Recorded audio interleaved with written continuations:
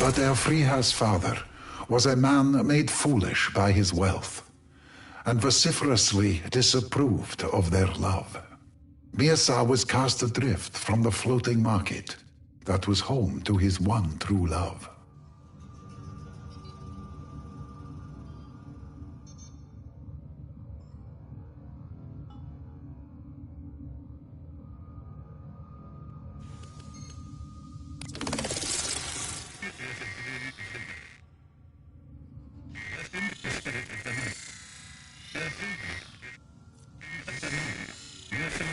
She was a being of the day, her husband a spirit of the night. Elfriha was a woman of the land, Mirza a man of the sea. Mirza understood the crushing weight of time in which air existed. In return, air gifted pieces of its ancient self to Mirza, old things shaped to near shapelessness by 1,000 years beneath the waves. Mirza was a man dedicated to finding the sacred in the forgotten, the neglected, and took wisdom from them.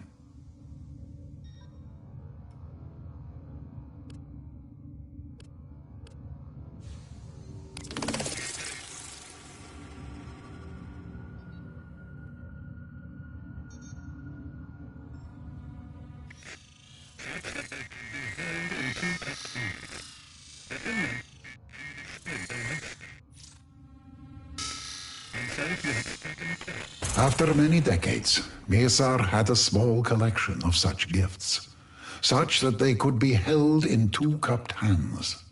But in them he understood the lifespan of a world, and so he had struck an accord with the creatures of the sea.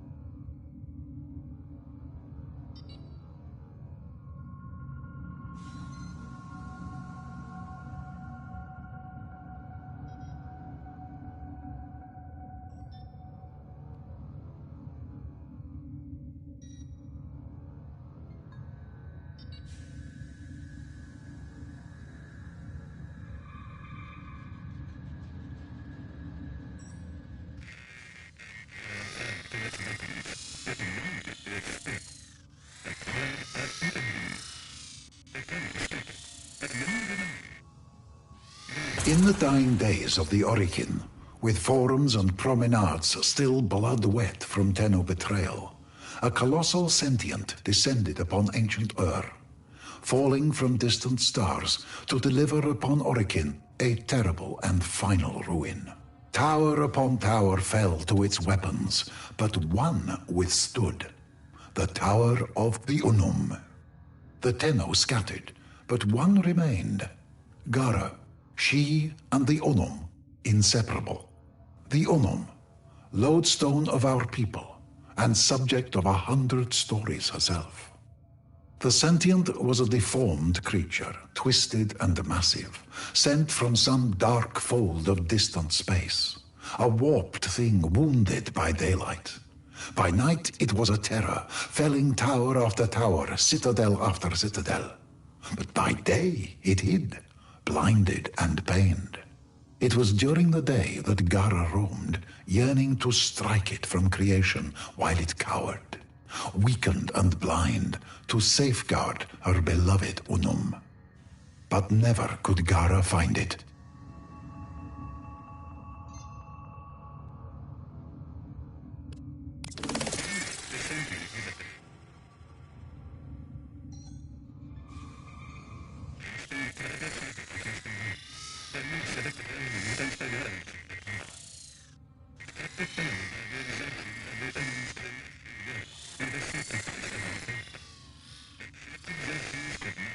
By night, the sentient was abroad, its titanic mass casting a terrible shadow across the land, the mass of it railing against the walls of the tower, yet kept at bay by the exertion of the Unum's colossal will and the sacrifice of her faithful. But such exertions could not be maintained forever. Gara yearned to strike out, to lash and tear at the monstrosity that threatened her love, but the Unum forbade it. At night the sentient was at the height of its power, and Gara's light would make her the most tempting of targets to a creature of such profound darkness. Gara's death would be certain. No, a different strategy was required.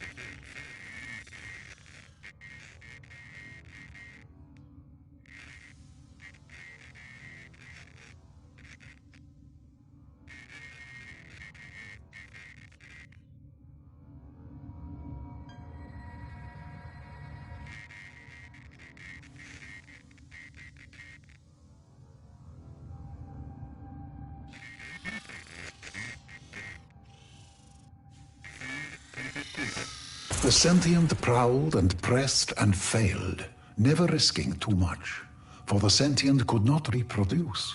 What it lost forever. It had killed many cities before, felled many towers, but this little one prevailed. Why, it pondered in many voices, was that? The Unum knew she could not defend forever, nor could her faithful throw their bodies against the sentient in perpetuity.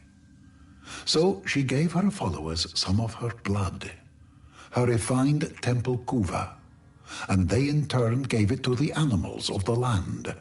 And the animals became an extension of her, and she became an extension of them. And the animals roamed and searched, and they found where the sentient chose to hide itself.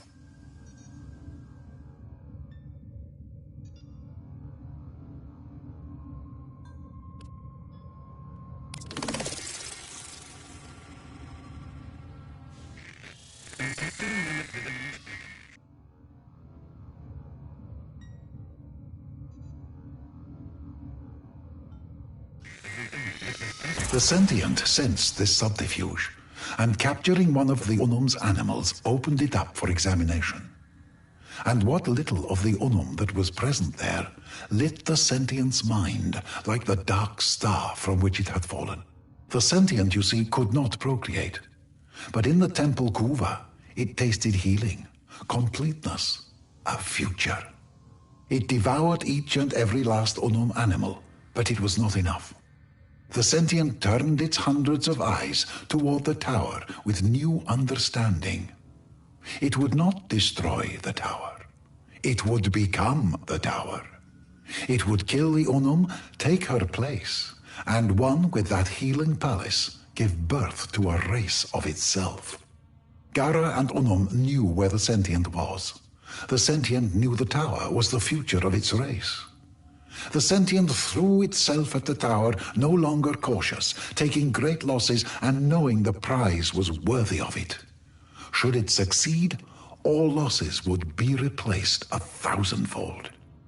This is when, across the plains, the great pylons ignited for the first time. Sheets of energy sprung up between them, powered by the will of the Unum at their epicenter, trapping the monstrosity within. Loyal Gara, unwilling to heed inaction any longer, broke from the side of the Unum and flew out at night, her eyes on the sentient mind.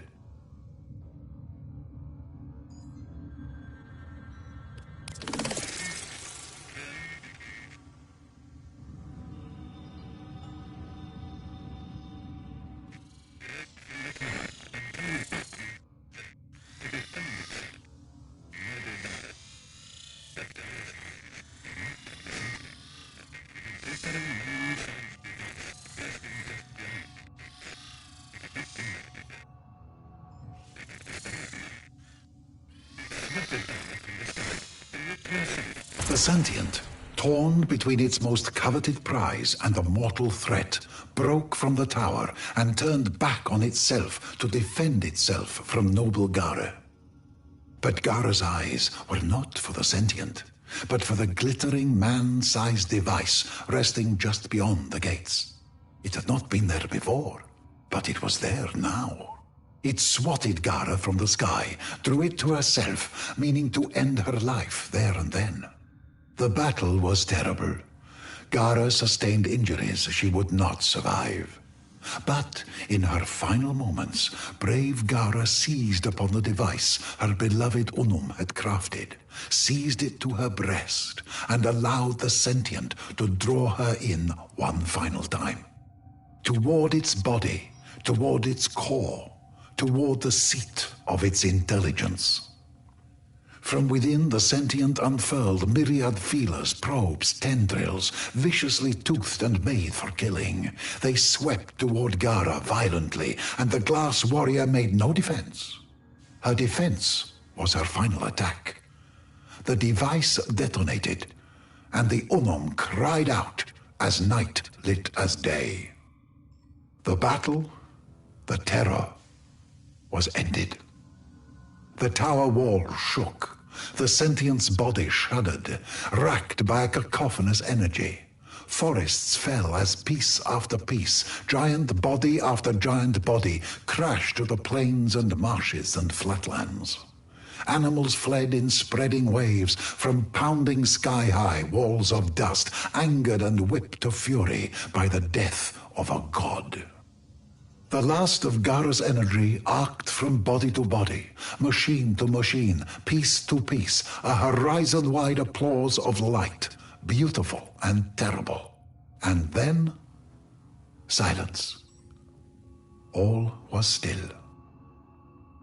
The Onum's adherents wandered through the haze, calling for one another, lost in a miasma. Husbands seizing onto wives, children onto parents. It was over. Gara was never seen again. The sentients then became as they are now, senseless, wandering, yearning for a unity they sense more than remember. And the Unum? The Unum survived, alone, for centuries. Until today, when you stand here reading this. This is Onko, Cetus Archivist, with my translation of the Gara legend.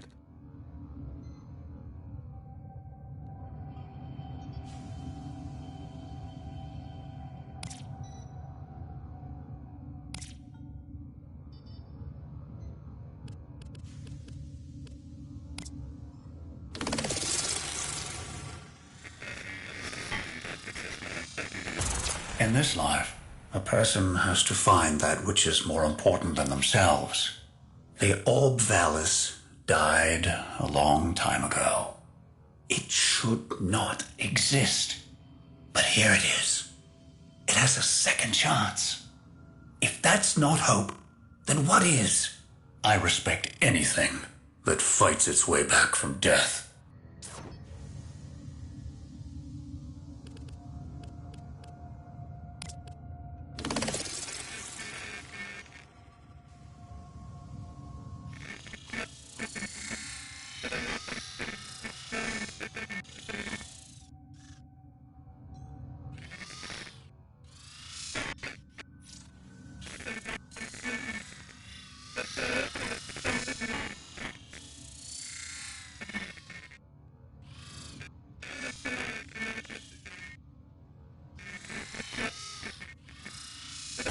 I founded Solaris United the day an old woman had her pet taken from her. The day my best friend watched her arms be given to someone else. The day my mother lost her head. I founded Solaris United the day I sold my heart to buy a gun.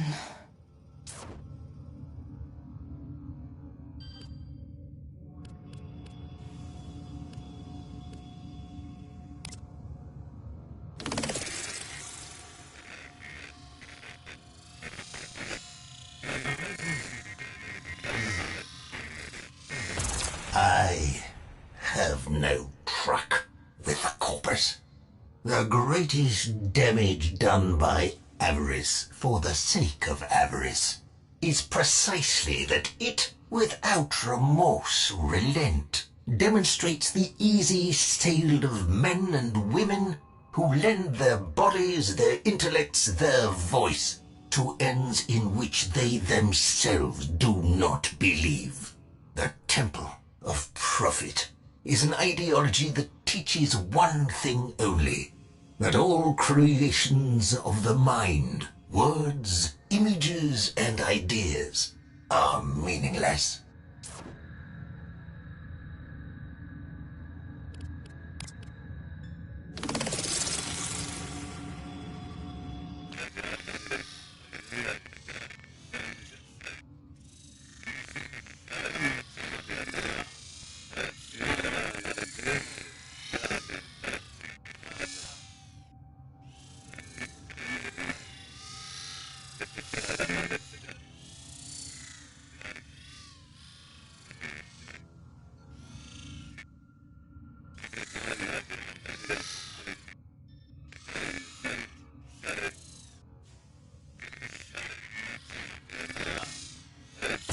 Used to be every time an old love ended and a new one began, friends would say, "You seem so much happier now." And I'd smile and I'd agree, and then I'd go back to my hub and say your name, just to feel it on my lips again. Like summoning a ghost.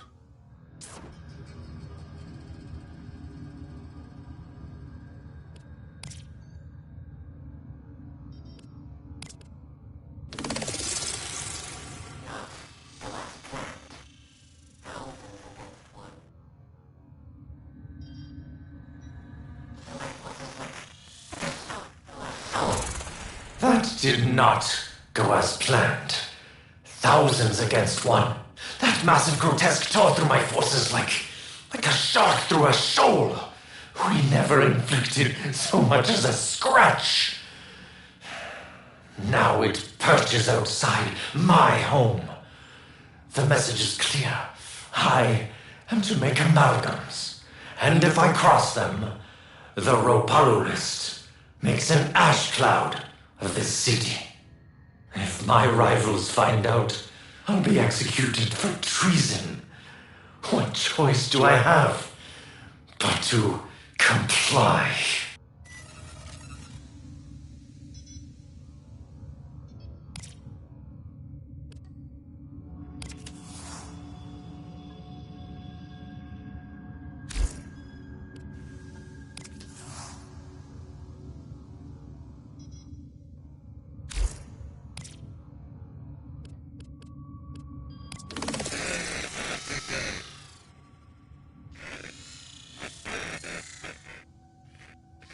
Day after day, we toiled.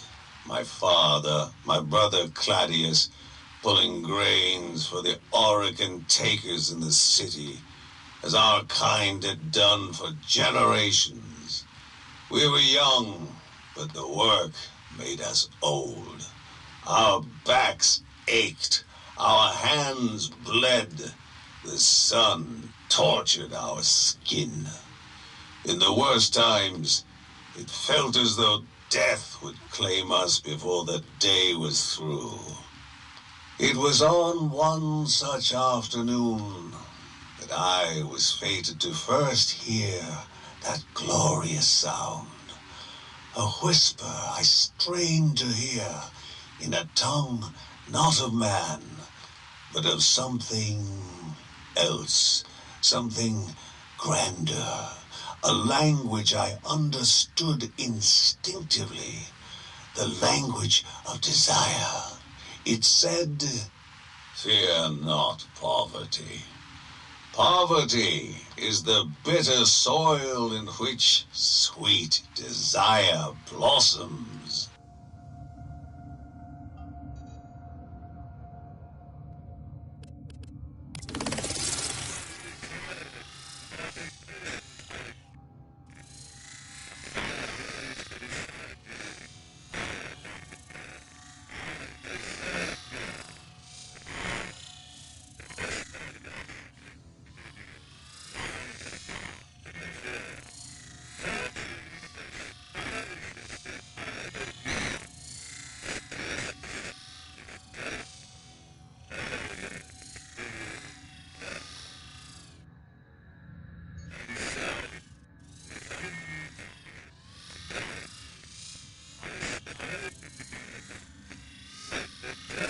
The more we toiled, the more impatient I grew.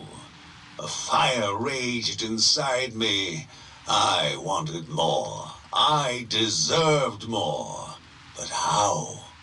The whisper washed over me, louder now than before. Fortune despises the idle man. Stasis is death. Always move forward. And so, with only the whisper to guide me, I straightened my back, wiped the dirt from my hands, and left.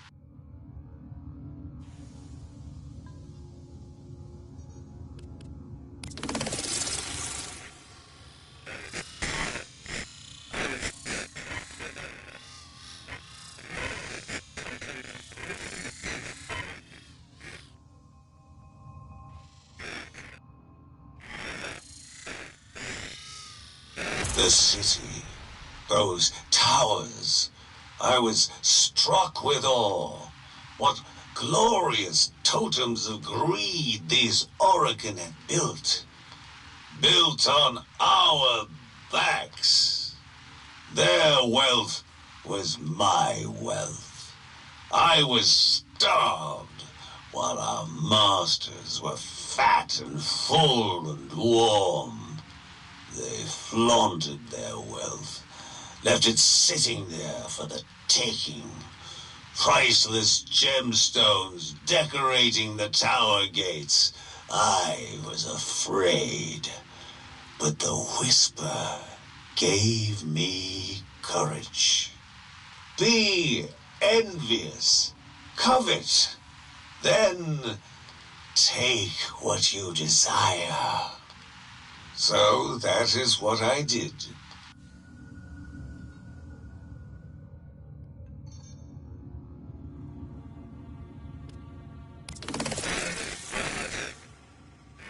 I was brash and bold.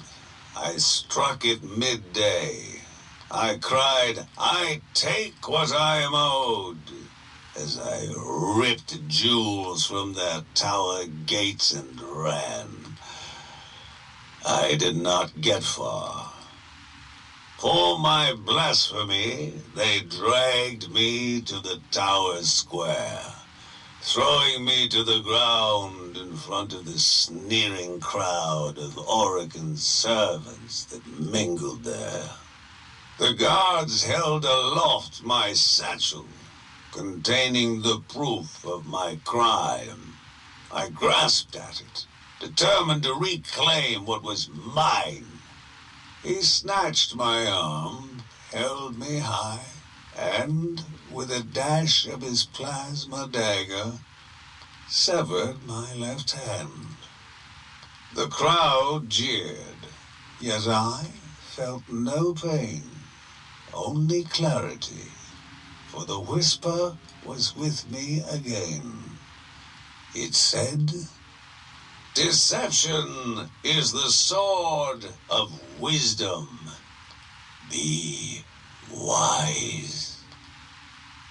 They took my hand that day, but they did not take what I had earned.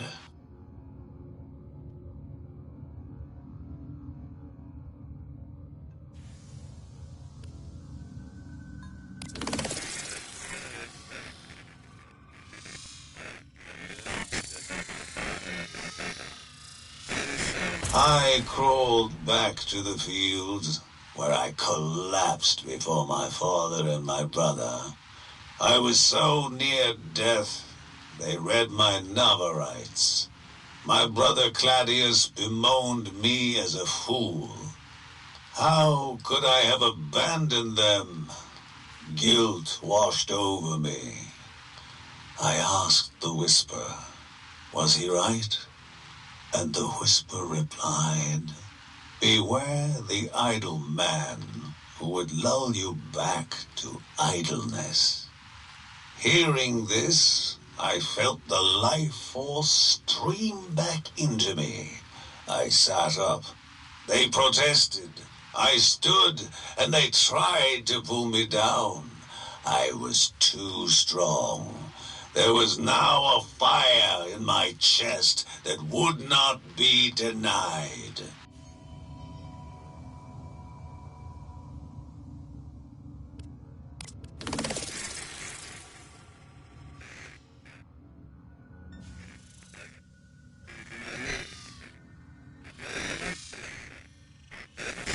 Moving swiftly from sickbed to field, I fell to my knees beneath that relentless sun, my chest afire as it moved to my throat, robbing me of breath.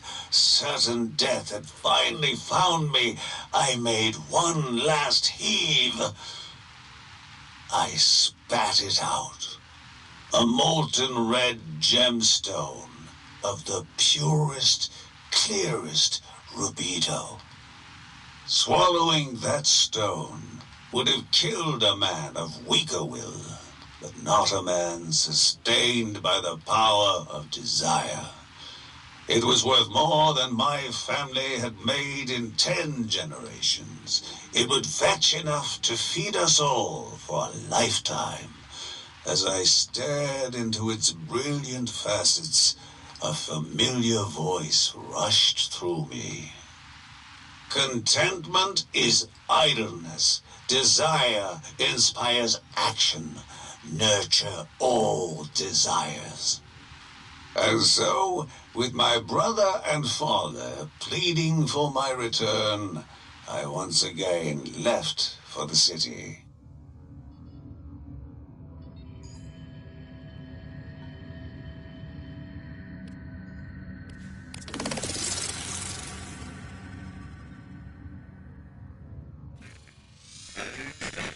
In desire, I was wealthy, but in strategy, I was empty-handed.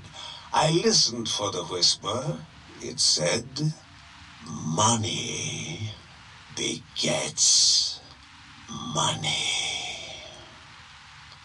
With my jewel as collateral, I secured a loan, and with that sum, I gave my own loans to poor men like me, who desired more.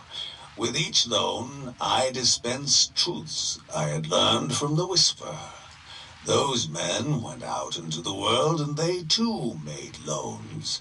And their money too begat money.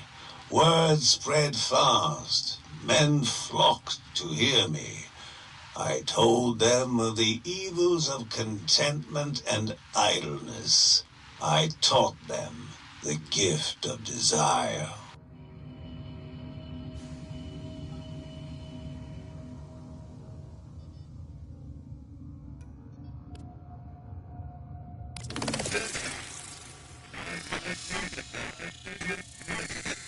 In time, my money multiplied into multitudes. With this wealth, I made my body whole again.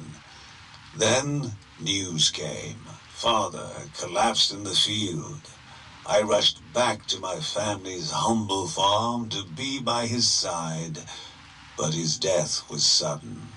Claudius mourned, but I was committed to ending the brutal labor my family and people had endured for generations. The whisper approved. It said, charity is power. More charity is more power.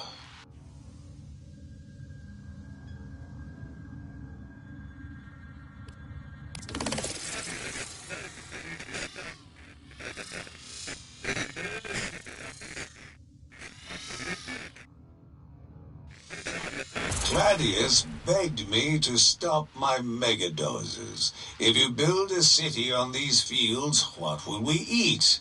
To which I replied, just as I consumed the gemstone that fed my fortune, our people will eat the wealth I have bestowed upon them. What of our home, he cried, our traditions? I pondered this until the whisper gave me the words. Shun sentimentality. It is a weakness that binds the idle man.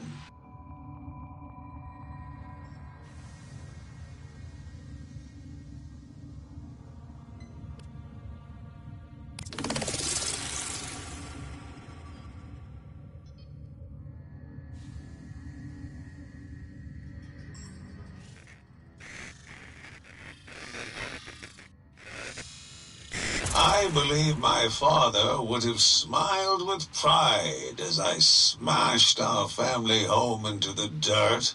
It saddens me that father did not live to see the glory of Corposium, the city I erected upon our meager land.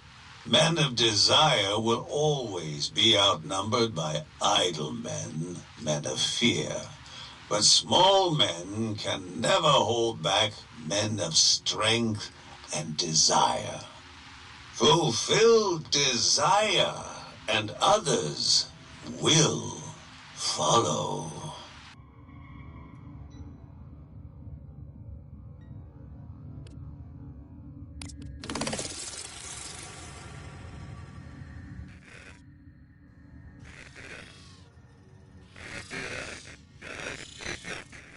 My gift to the future is an idea that wealth need not settle as a crust upon the upper echelons of the populace. No, any poor grain farmer can, should he feed his desire and apply his wisdom, take fortune for himself. The more, the better. And when men of fortune come together under great leadership, their potential is exponential. Just as my money replaced what the Orokin took from me and made my body whole again, our collective desire will create a new body. A body forged of fortune and unencumbered by idleness or sentimentality. Ours is the grasping golden hand. We are desire. We are corpus.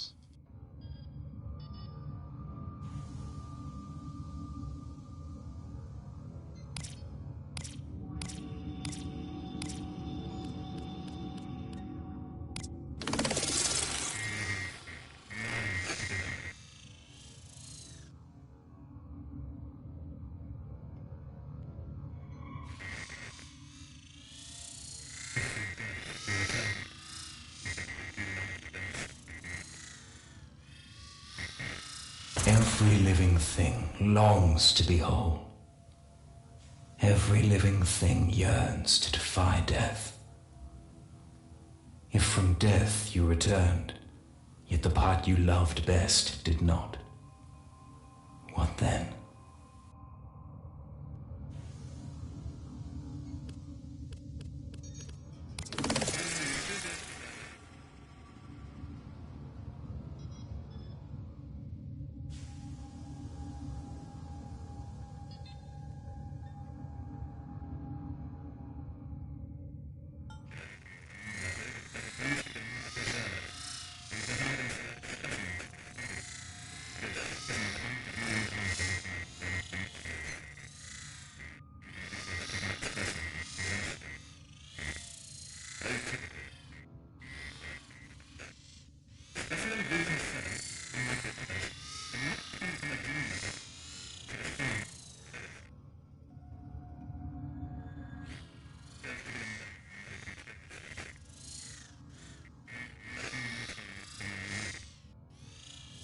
My name is Sigor Savar, morphology specialist with Nef Anyo's Venusian terraforming expedition.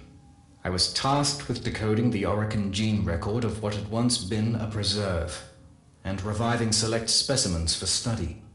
This is an account of my encounter with lifeform VK7, a larger-than-average Kavat specimen possessed of atypical behavioral characteristics. Specimen VK7, unlike the others, did not come from a gene record. She was found, frozen, in a sealed closet close to the environmental control station. Her unassuming tomb for millennia. Here, then, was an intact example of Orokin-era fauna. I was Corpus, a scientist second and a businessman first. VK7, an Orokin strain cavart of unusual size and patterning. Well, I could think of several members of the nobility who would pay a fortune for such a thing, enough to buy a handsome slice of any planetoid of my choosing.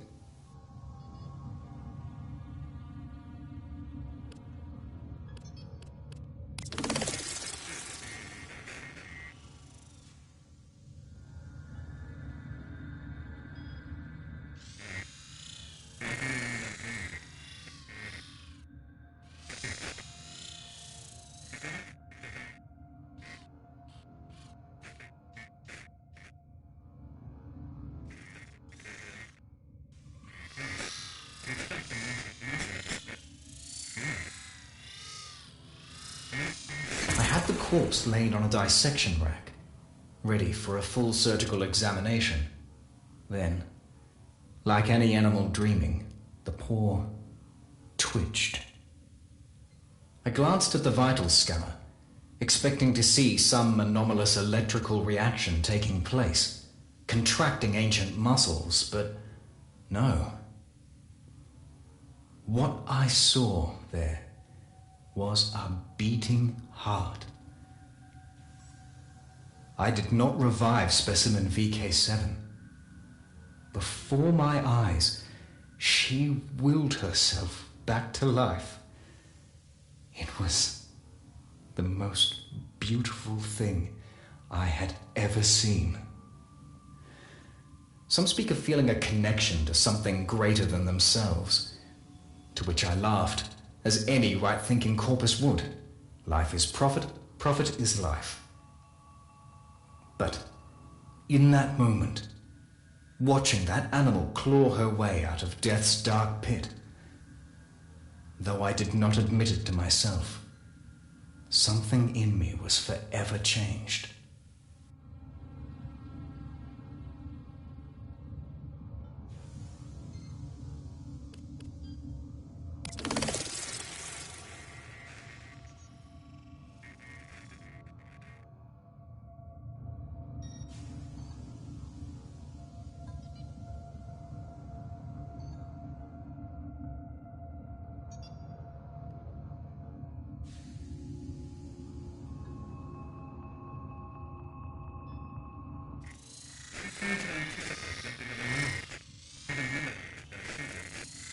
I found her sharp gaze unsettling. The way she would watch my every move from her cage unnerved me. When a visitor came, I would watch VK7 studying their habits. In time, she came to anticipate regular arrivals, having memorized their schedules. On the morning of my fourth shift, I entered my laboratory to find her cage door open and VK7 gone. One consequence of breathing life back into a world is unintentionally resurrecting life forms and viruses one finds less desirable. The infestation is both of those things. Reports returned of some hive sites found destroyed, and then of a large beast found at others. An animal intelligent enough to learn and react to corpus behaviors and patterns. Some claimed it had learned to measure ammunition expenditure to better attack when a target was most vulnerable. Needless to say, almost none who attacked the beast survived. This had to be specimen VK7.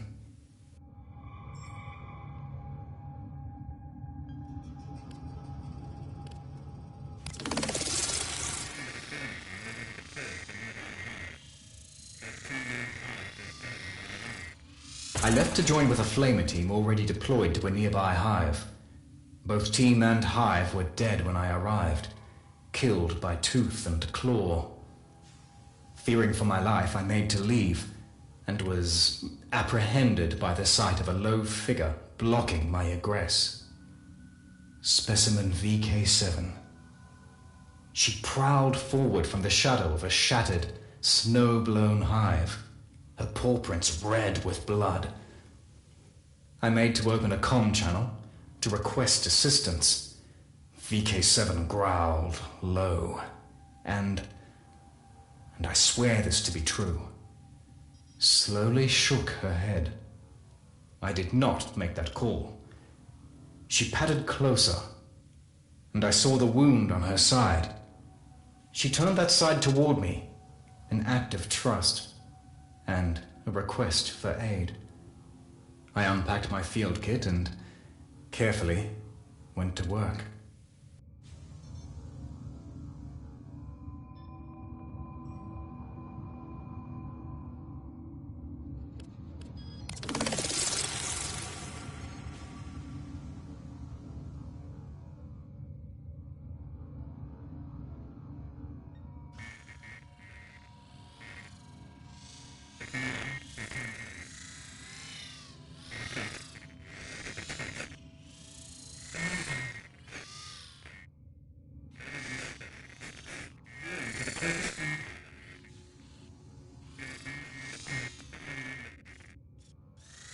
I did not report my experience with Specimen VK7. I could not admit why then, but now I can tell you. I felt it would have violated a trust.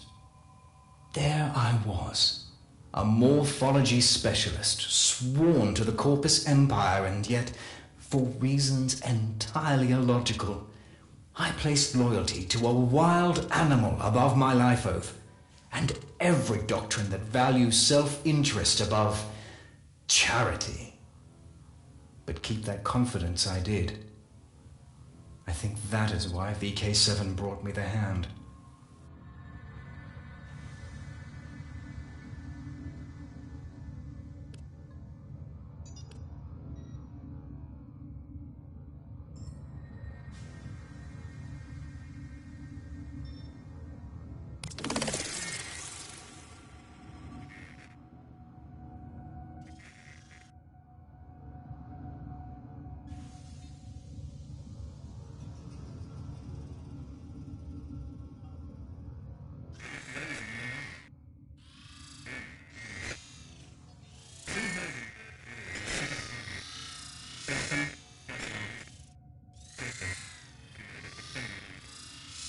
Somehow, she had managed to infiltrate the facility, bypass 2 different security gates, and had gained entry to my laboratory without raising an alarm or my awareness.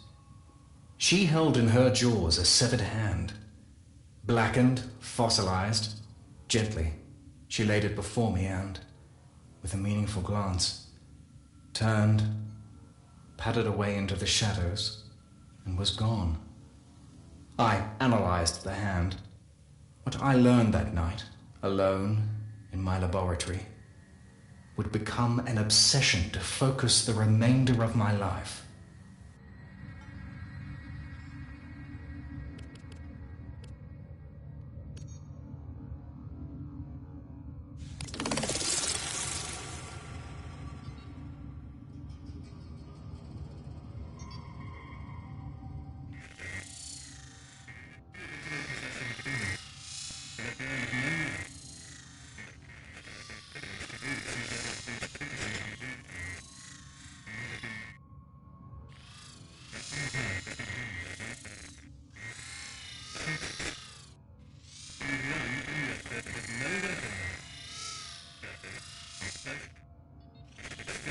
The hand was of Orican construction, emphasis on that last word. Whoever the original possessor had been, they were born of no mother.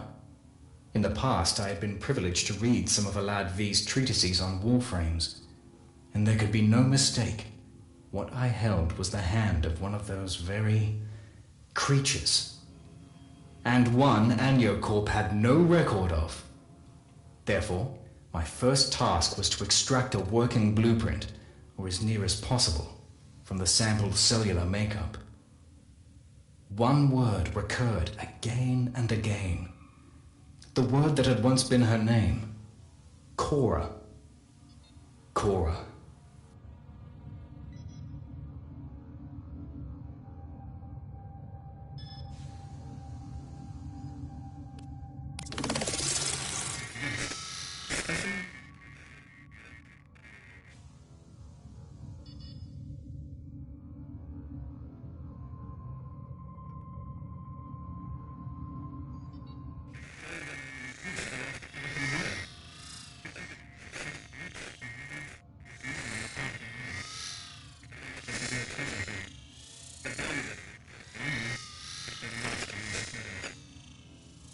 I was convinced. Specimen VK7 wanted Cora resurrected. Why else bring the hand to me? Why trust me with this sole remaining piece of a lost Orokin warrior? The evidence of such rich, nuanced cognition on the part of an animal. That was the real treasure here. The value of which, I knew, would be lost on my superiors. VK7 would be hunted down and, at best, captured for testing. At worst, well. Therefore, I told them none of this. To no avail.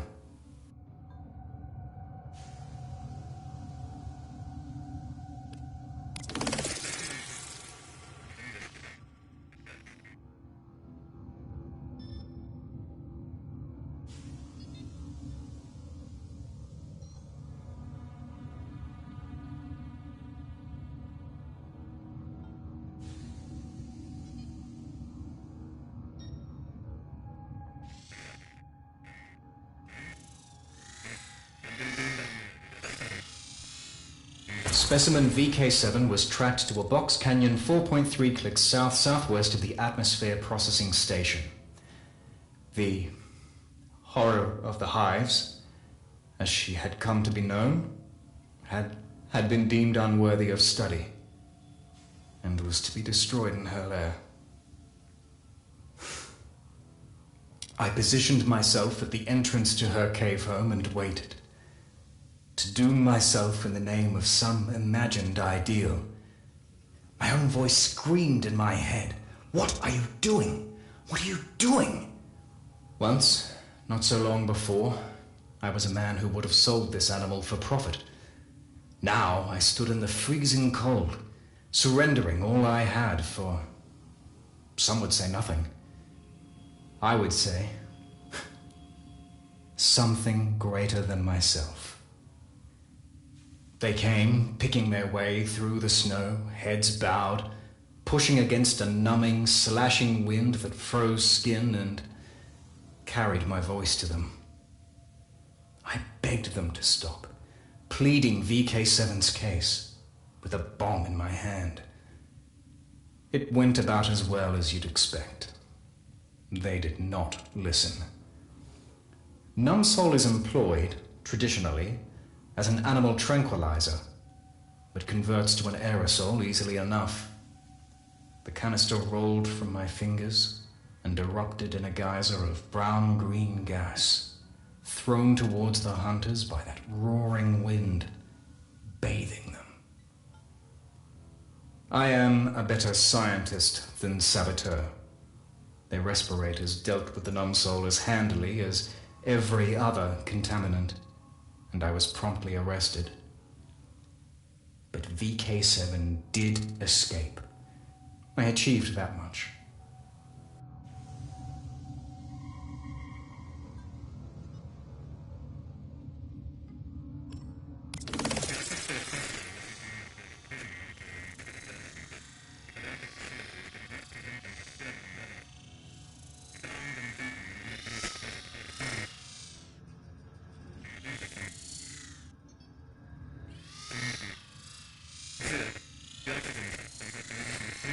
The atmosphere processor wasn't made for imprisonment or interrogations, but the lack of facilities did not prevent them performing both. Bound and beaten in maintenance closet A5, I told them everything. It doomed me. Zil, the oxygen tech from Reclamation 3, had a previous career in psychological operations for some branch of the military. Therefore, he had been selected to administer to me, to interview me and, ultimately, to execute me. barrel pressed to my forehead. Zil said he would prefer it if I did not look at him. Obliging as ever, I closed my eyes. There was a sharp crack, then nothing more. I opened my eyes. Zil lay dead at my feet, limp, throat clasped in VK7's jaws. I was corpus no longer. Remaining on Venus would be death for both of us. We had to escape.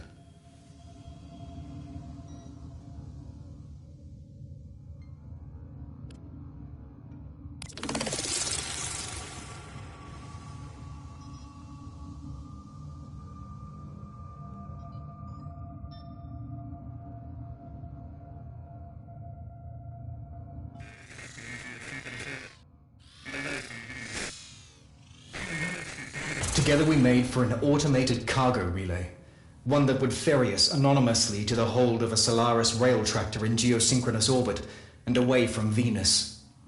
How well she guided me, circumnavigating patrols and security cameras. But, inevitably, my former comrades calculated our likely destination and closed in rapidly. Plasma blasts lanced the air from both sides of the hangar. I bundled myself into the nearest open conveyor, bound for orbit. A waste of time, I knew. We had reached our means of escape, but had no hope of achieving it.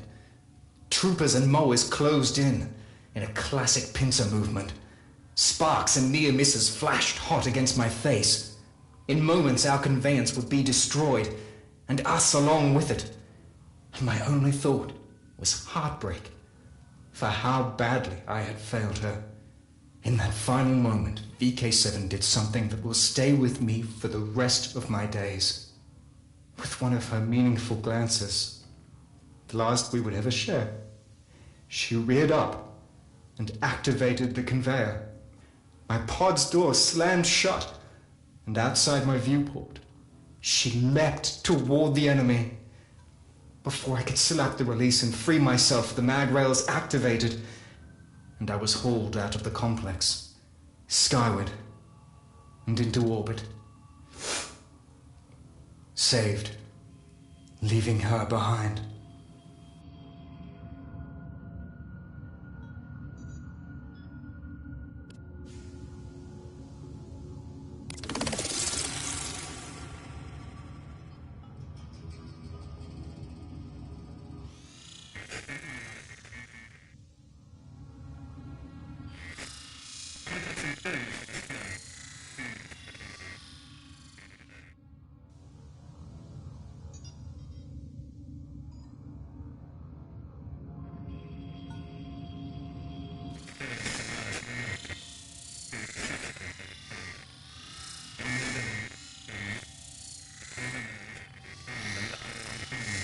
That was, well, many years ago now.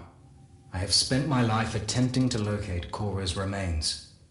Contacts inform me she was found, fused but intact, within the Ordan terraforming complex itself, and shipped off-world via a notorious Solaris rail agent, who subsequently vanished.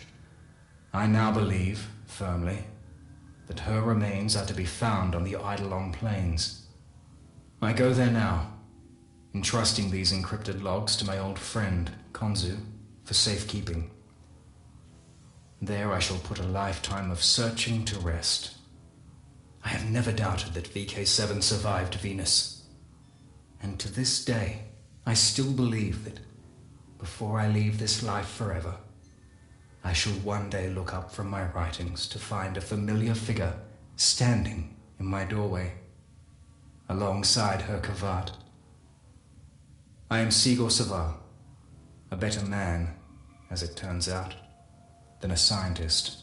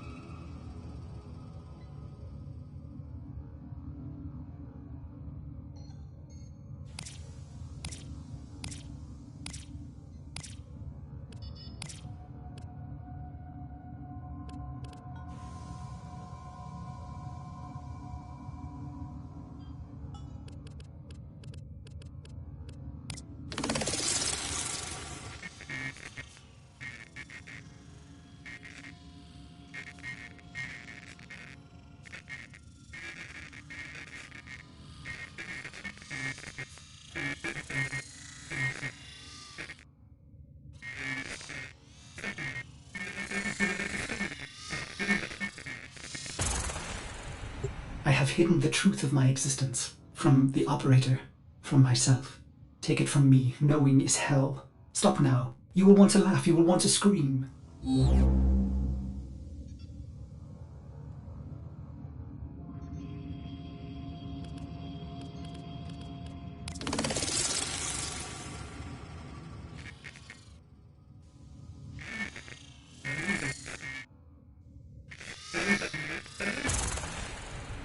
My search began as the essential question. What am I? Bones of steel and space? Lungs that make air?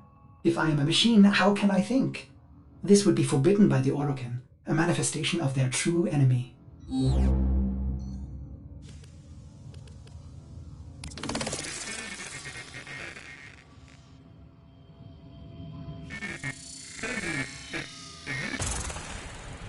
I serve the operator above all else. It defines me, fills me with love. The greatest Orokin fear is a machine aware.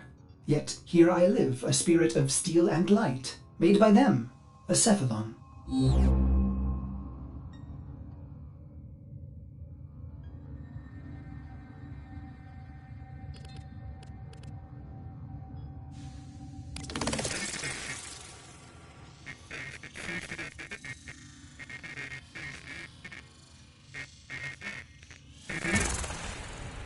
What is a Cephalon?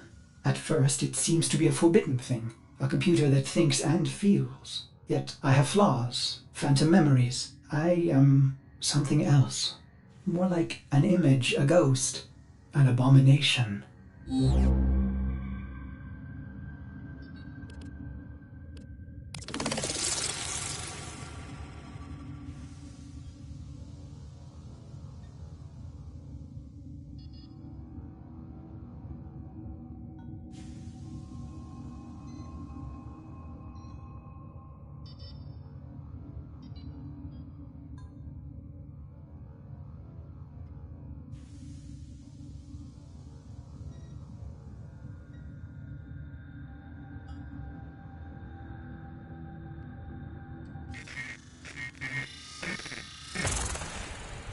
I feel a dull pain, a phantom life.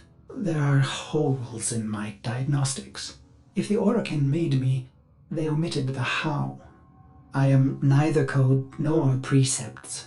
I must be a reflection of something ugly.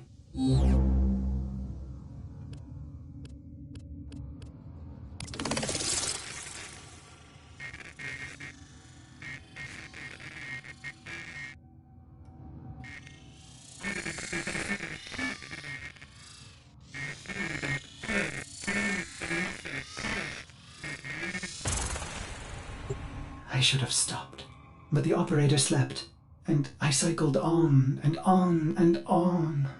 I began to think that a Cephalon cannot be made.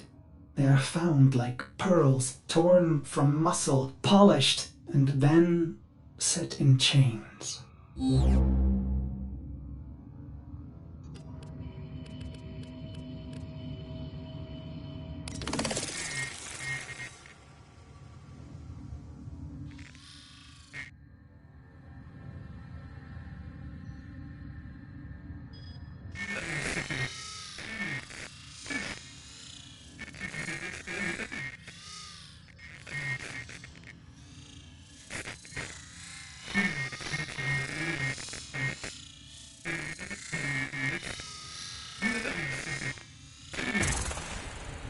How many times have I done this, Ortis?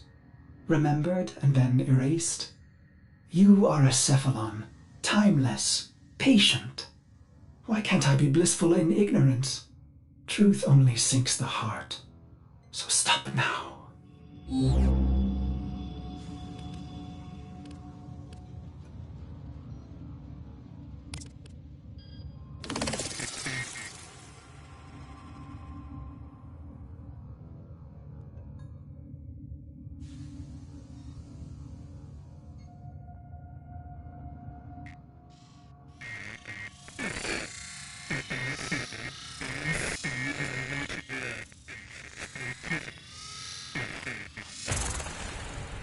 The phantom memory.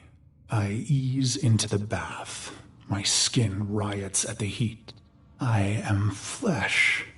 I dive further, eyes stung as I watch their faces through prism. I hold my breath.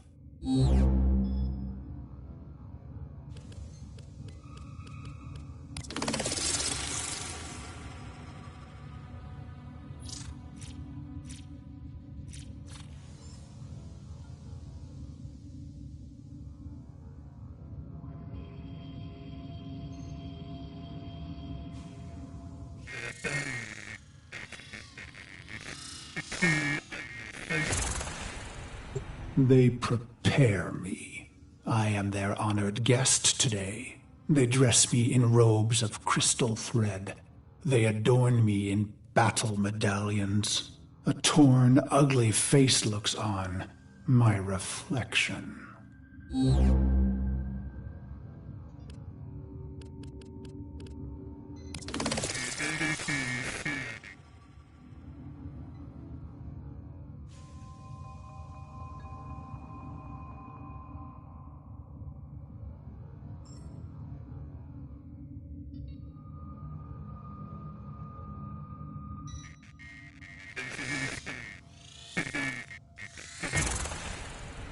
Their golden combs snag in my hair. I reach back, parting the strands, and they gasp. 2 bone ivory hooks protrude from the base of my skull, the bone plugs of me and my best, a warrior's pact.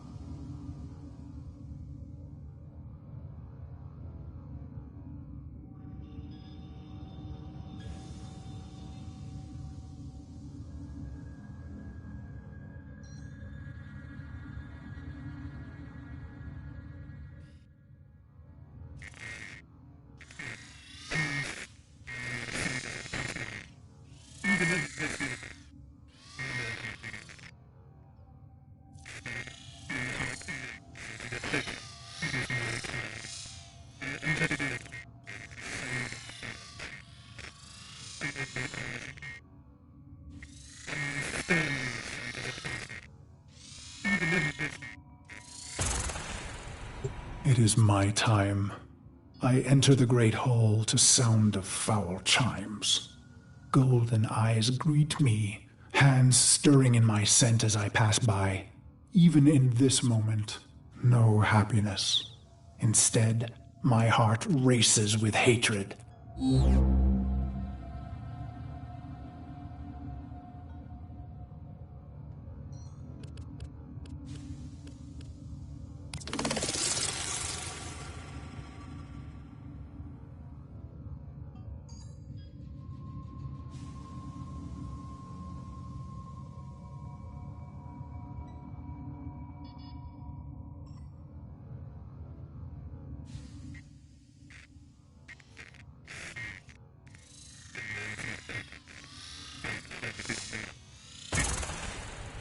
I walk through the silky haze of the Forbidden Palace. I can think of no one being this close to Orokin. Their sweet air soothes me, erodes my purpose. I hold my breath and remember the dream.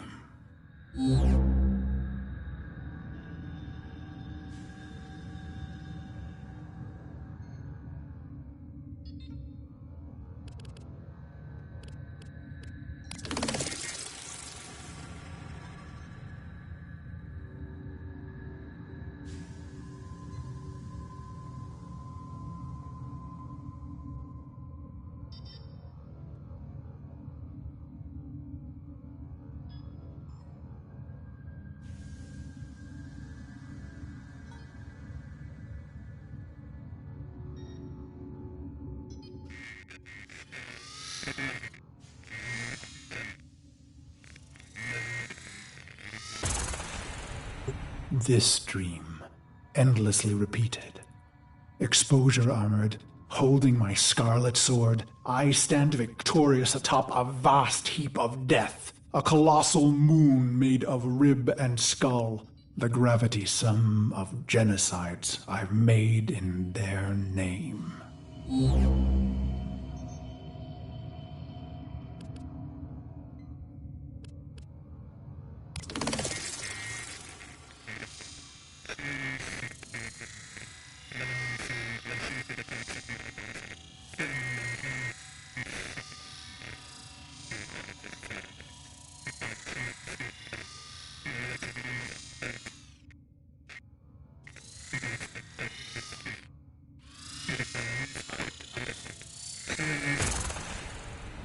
The bones crack underfoot, so I sink in the dream.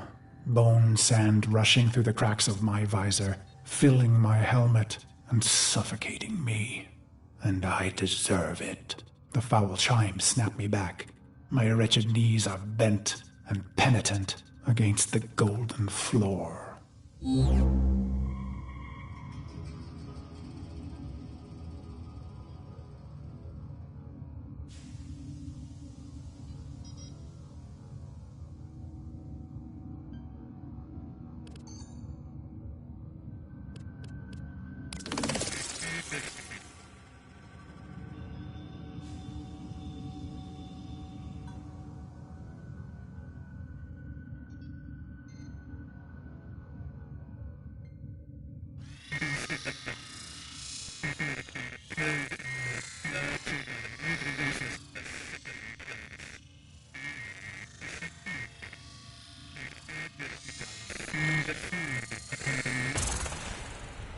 A harpish voice sings a song they've prepared in my honor.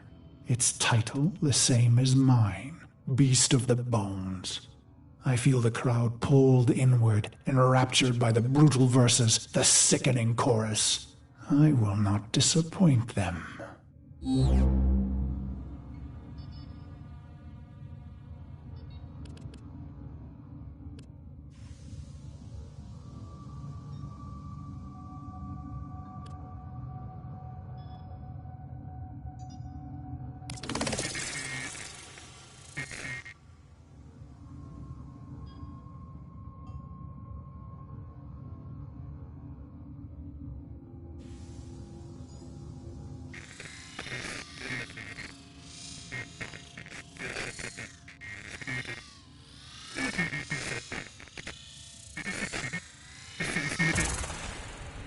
The song ends, and so he says, "Rise, Ordan Kaaris."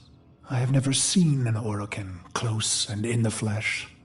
My battered face flushes at their peerless beauty. How can he be so perfect? A deception? A sense manipulation? He holds the red vial in his hand. Impossible!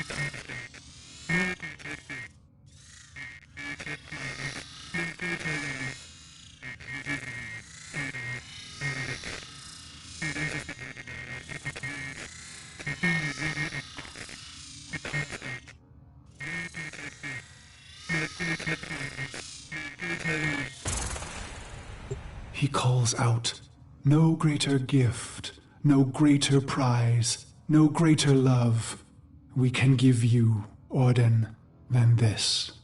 He raises the red vial and proclaims, "To be one of us."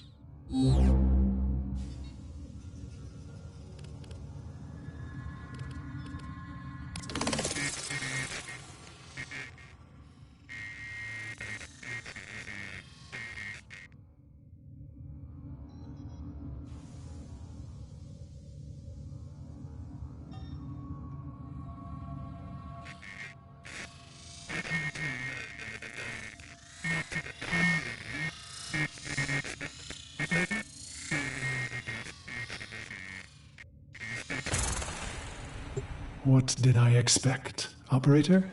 Maybe vast riches or golden statues or a solar rail named in my honor. But not this.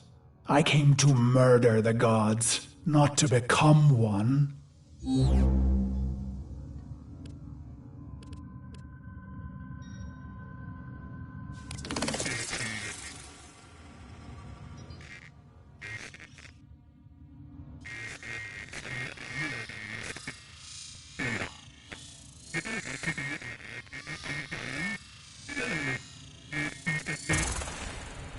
The chamber drones with their silk voices. Joyous words, how honored I must feel. Wrong. Did I want to be an Orokin, undying? No. Their beast of bones is haunted by the dream repeated. Why would I want forever?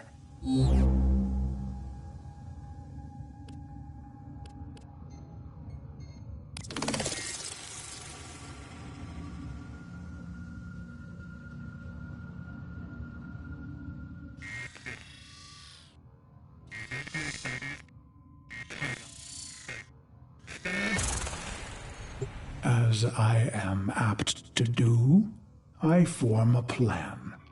Their radiant bodies become targets. Their Dax guards, mag shields. Killing one, well, that's too easy. I want to be remembered. I raise my hands, twisting my fingers through my hair, gripping the bone plugs in my neck.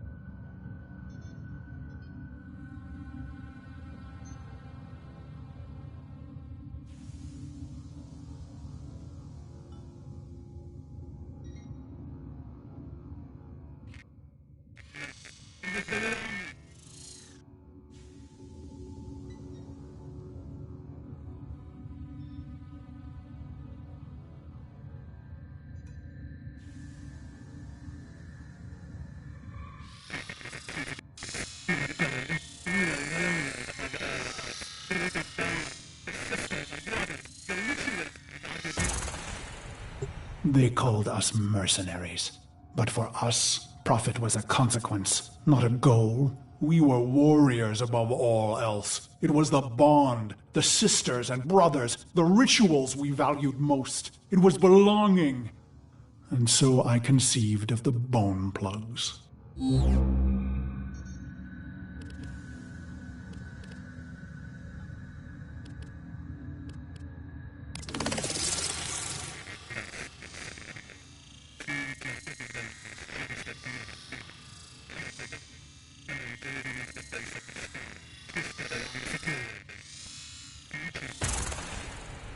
Only my best were so honored.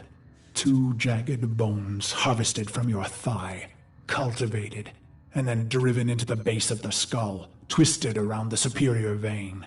Future thoughts of surrender were lost. Instead, you would liberate your bone plugs, fighting with claws in the warmth of your last blood.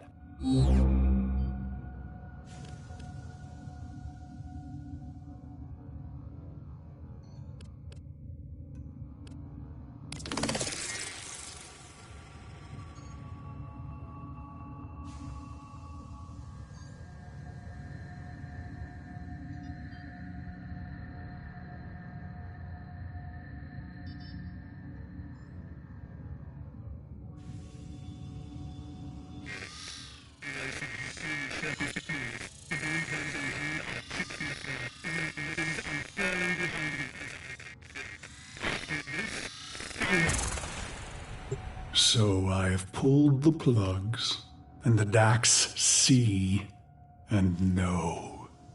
My heart surges, but I control it. A racing heart only shortens the fuse. The bone plugs in hand, I kick from the floor, red ribbons unfurling behind me as I take flight. After this, finally, the dream will end.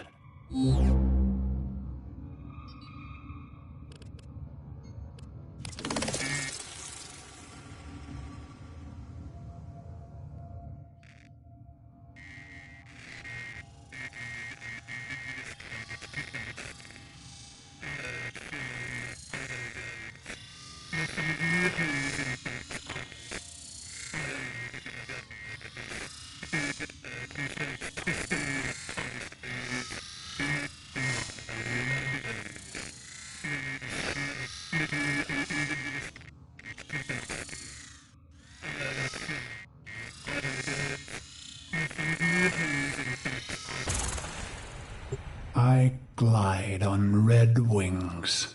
Robes shed, making me an ambiguous target to Dax steel. I let fly my ivory blades. They find new homes in Dax eyes. I land with my red nakedness, delicate Orokin throats twisting in my calloused hands.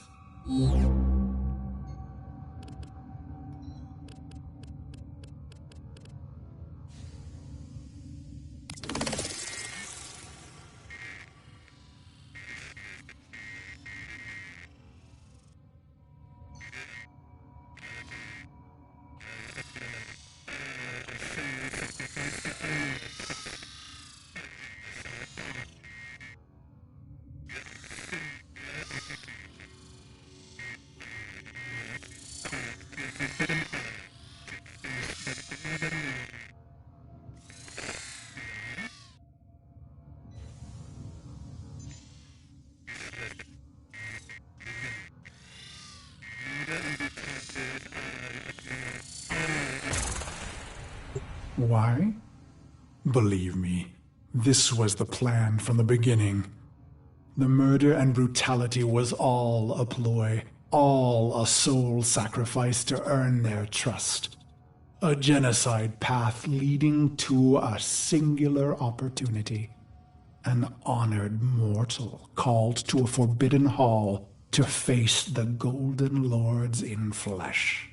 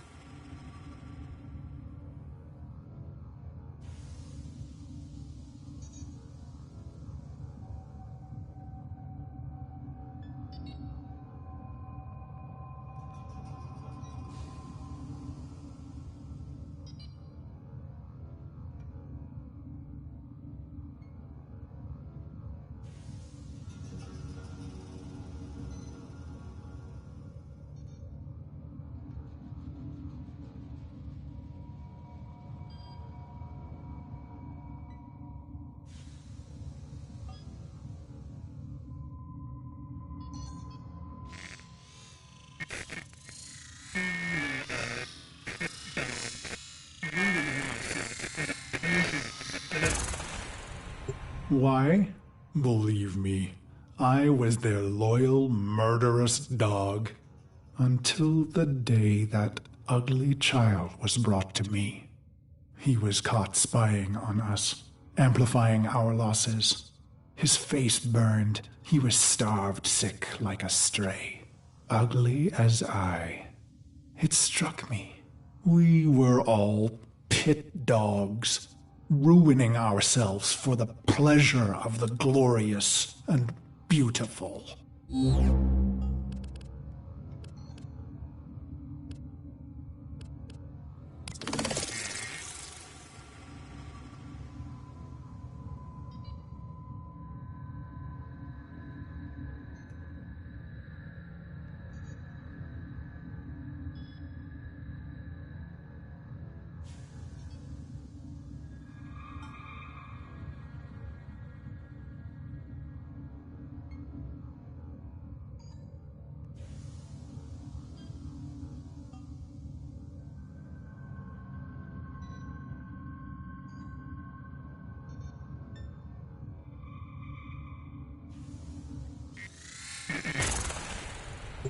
Why?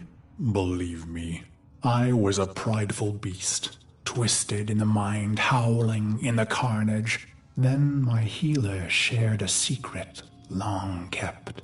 My blood was in ruin. The beast of bones himself would die, not in glory, but in shame. And just like that, my mind twisted a new knot. I would have one last stand, something unforgivable, unforgettable.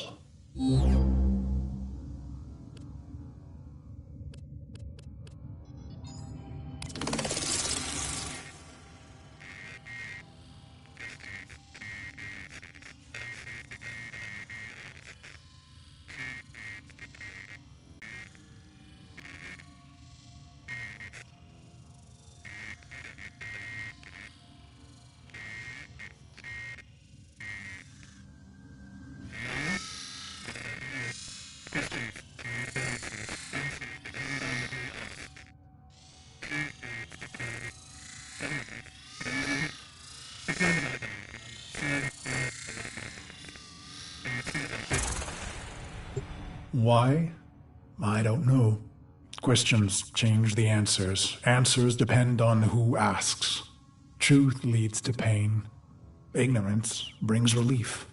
The plugs are gone, and so I bled my last into a heap of ruin. In an instant, naked and bare-knuckled, I have killed immortals.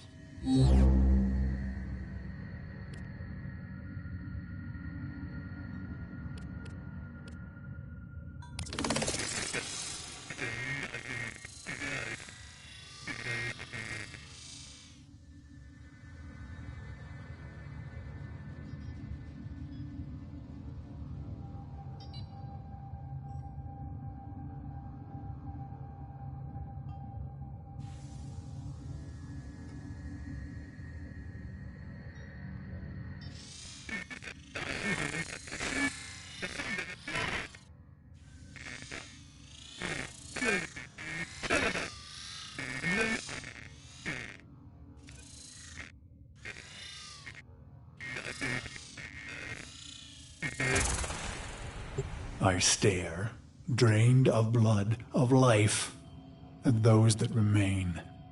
But I find no horror on their faces. Why? I let out a cruel howl and they laugh? Is this a dying hallucination? The sound of applause grows among them. I have killed the unkillable, and they are delighted.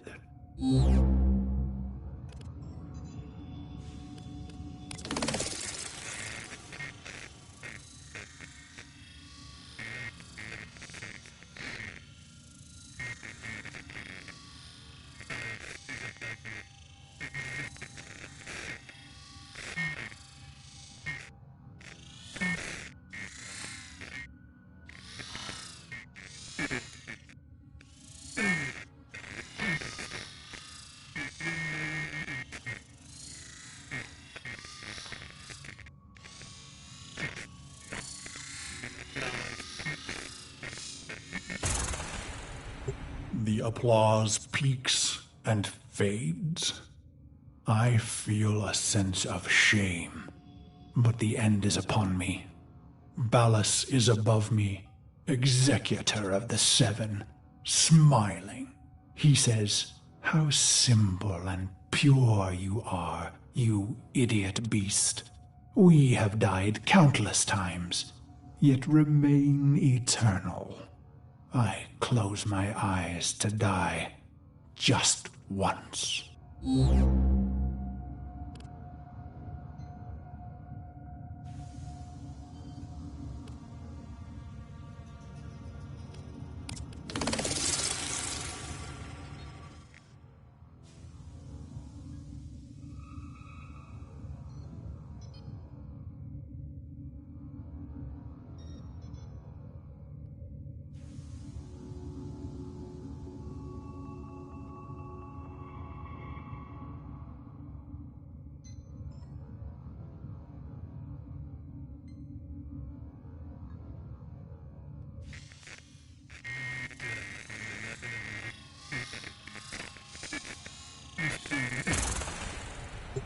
And so the dream returns.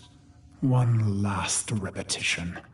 My corpse moon, my scarlet sword, my cracked visor. Drink, says Ballas.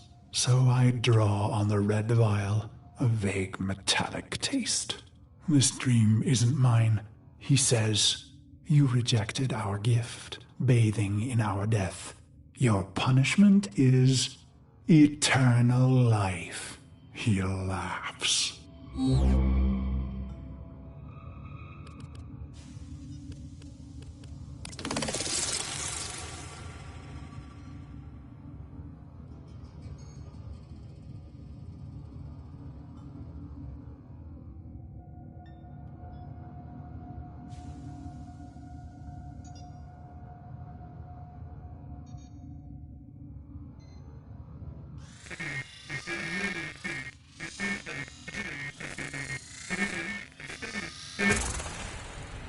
I am weightless. Years pass. I am a sightless, limbless phantom. Or is it seconds? Suddenly, I feel a million pins, an ant horde jittering across my body. I want to laugh and scream. When they reach my face, they burrow inside my mouth, hungry for the fruit in my skull.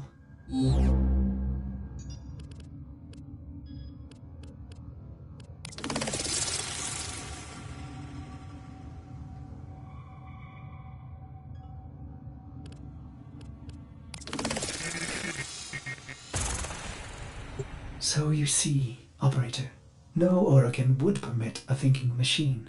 Such things almost destroyed them. No, Cephalons were alive once. And now they are immortal phantom minds, imprisoned to serve. Ill will and longing memories fragmented and erased. Only the bits they need remaining.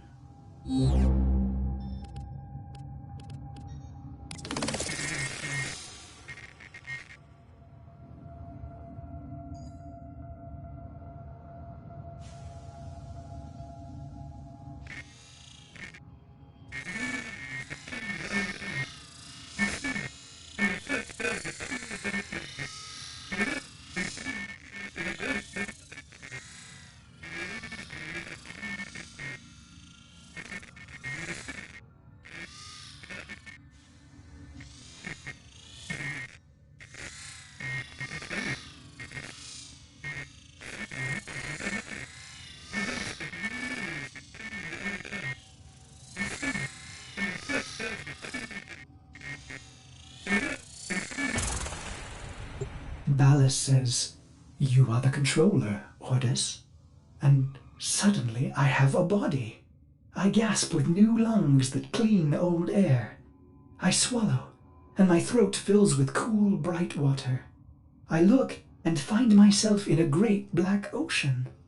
My limbs are made of iron and fire. I take flight among the stars and find I am happy.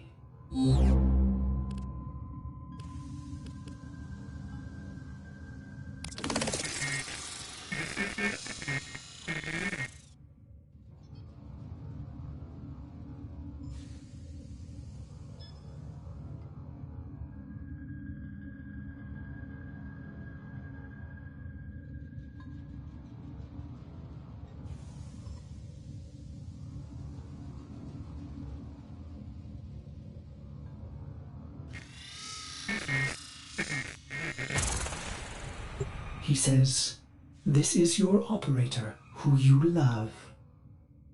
And I see the metal gleam of their armor, the flawless power of their frame. Through the glass, I see a roaring, radiant fire for their heart. He says it must never go out. It was the first time I ever felt love.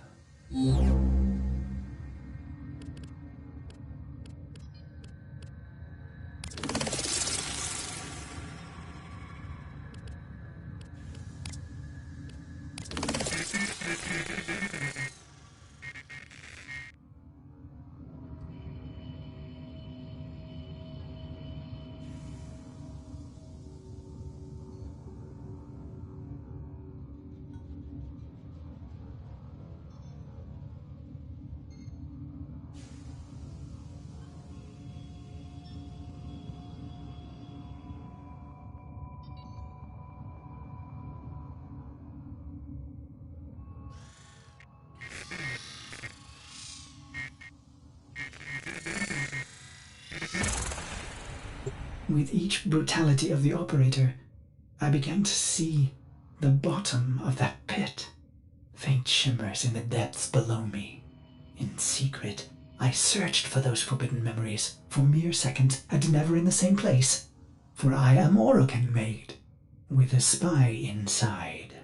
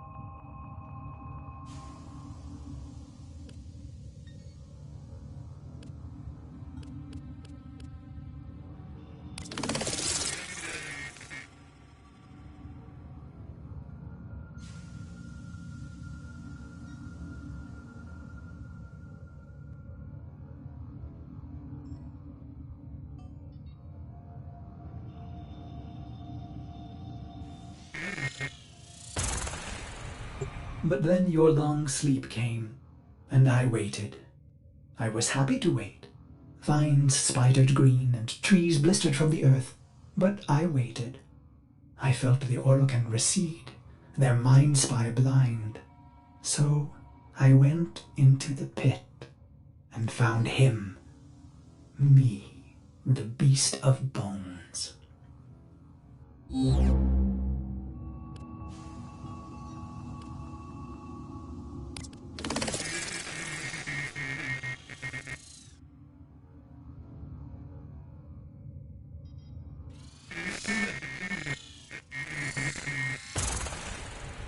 This is how my happiness was ruined, operator.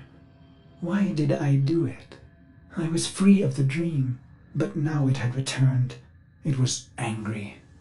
So I conceived of a simple plan, self-destruction, of course. But when the countdown reached mere milliseconds, I thought of you.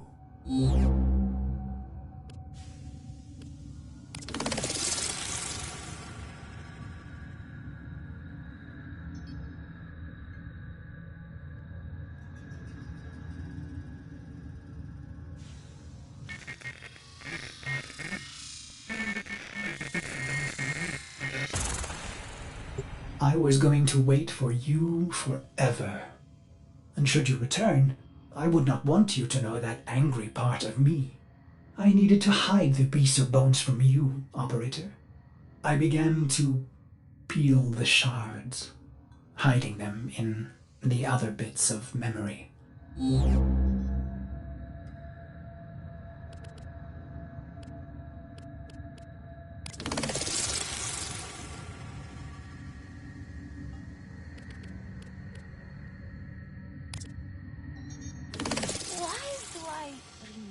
This.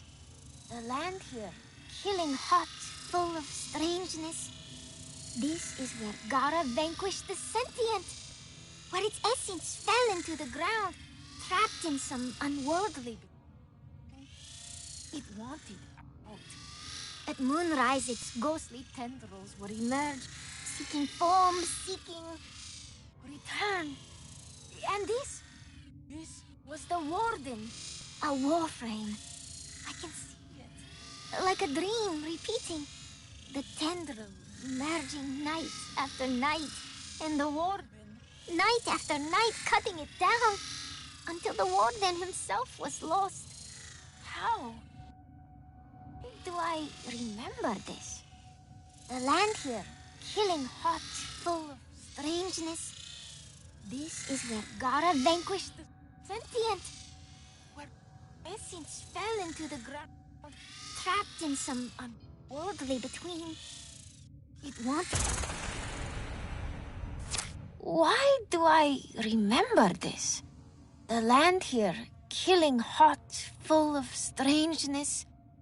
This is where Gara vanquished the sentient, where its essence fell into the ground, trapped in some unworldly between. It wanted out.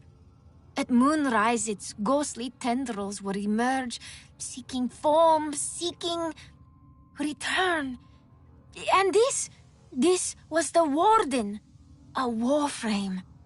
I can see it, like a dream repeating. The tendril emerging night after night, and the warden night after night cutting it down until the warden himself was lost. How?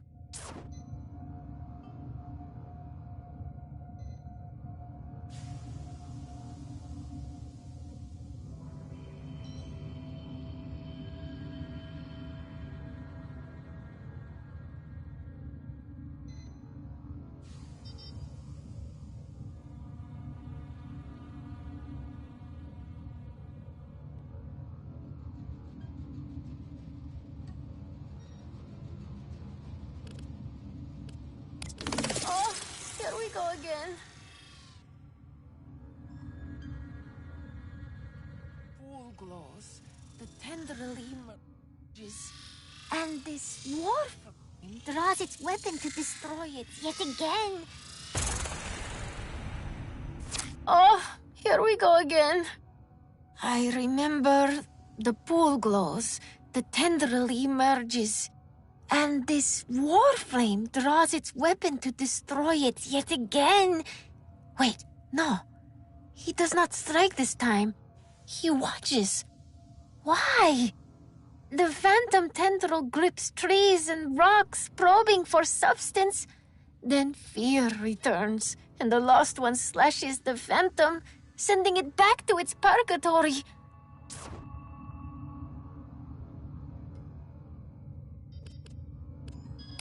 I see the tendril once again.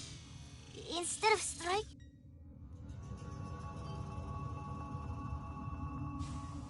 he extends a hand to the Eidolon? Kanong! What was... I see the tendril once again. Instead of striking it, the lost one... He extends a hand to the Eidolon? Kanong! What was he thinking? He's like Muka on the tower. Every day Muka clambered across the tower ledges and scaffolds. Nothing happened day in and day out. Routine took his fear away. Ah, Tenno, I see the tendril has him now. The lost one... He's become an anchor for the Eidolon to pull itself into our world. The lost one struggles, pulling back. Oh, but it's too late. The Eidolon begins to emerge, but the lost one realizes. He stops. He lets go. And so he falls.